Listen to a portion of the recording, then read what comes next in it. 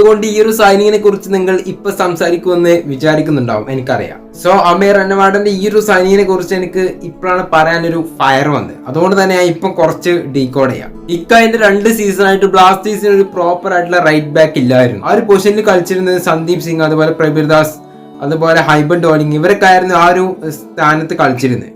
അതുകൊണ്ട് തന്നെ ബ്ലാസ്റ്റേഴ്സ് ഇപ്പോൾ ഒരു പ്രോപ്പർ ആയിട്ടുള്ള റൈറ്റ് ബാക്കിനെ സൈൻ ചെയ്തിട്ടുണ്ട്. സോ ഈ ഒരു സൈനിങ് എന്നോ നടന്ന സൈനിങ് ആണ്, പക്ഷെ ഇപ്പോഴാണ് എനിക്ക് ചെയ്യാനുള്ളൊരു ഫയർ ഉണ്ടായത്. സോ എന്തായാലും അമീർ അന്നവാടനെ കുറിച്ച് പറയാന്നുണ്ടെങ്കിൽ പുള്ളിക്കാരൻ മുംബൈ സിറ്റി FC കളിച്ചിട്ടുണ്ട്, അതുപോലെ ഒഡീഷ FC കളിച്ചിട്ടുണ്ട്. ഒഡീഷയിൽ നിന്നാണ് പുള്ളിക്കാരൻ ബ്ലാസ്റ്റേഴ്സിൽ എത്തുന്നത്. സോ എന്തായാലും ബ്ലാസ്റ്റേഴ്സിന് അമീർ അന്നവാട് ഒരു മികച്ച താരം തന്നെയായിരിക്കും. സോ ISL 30 മത്സരങ്ങളെല്ലാം കളിച്ച് പരിചയ സമ്പത്തിലുള്ള ഒരു താരം കൂടിയാണ് അമീർ അന്നവാട്. അതുകൊണ്ട് തന്നെ ബ്ലാസ്റ്റേഴ്സിന് ഒരുപാട് ഗുണമാവും. സോ ബ്ലാസ്റ്റേഴ്സ് പ്രീ സീസൺ കാര്യമൊക്കെ ആരംഭിച്ചിട്ടുണ്ട്. ഗോവയിൽ വെച്ചിട്ടാണ് ഈ ഒരു പ്രീ സീസൺ നടക്കുന്നത്. അതുകൊണ്ട് തന്നെ എല്ലാ താരങ്ങളും അവൈലബിൾ ആണ്. ചെറിയ ഡൗട്ടിൽ നമ്മളെ ഇന്ത്യൻ താരമായ ഡാനിഷ് ഫാറൂഖ്, ഐമൻ ഹസർ, വിപിൻ മോഹൻ, ഇവരൊക്കെയാണ് നമുക്ക് ചെറിയ ഡൗട്ടില്ല. അവർ ഇന്ത്യൻ ടീമിന്റെ മത്സരം ഉണ്ടായതുകൊണ്ട് തന്നെ അവർ പങ്കെടുക്കണ്ടോ എന്ന കാര്യം കൃത്യമായിട്ട് കിട്ടിയിട്ടില്ല. സോ ബാക്കിയുള്ള എല്ലാ ടീമും ഈ ഒരു പ്രീ സീസൺ ആയിട്ട് നമ്മളെ ക്യാമ്പിൽ എത്തിയിട്ടുണ്ട്.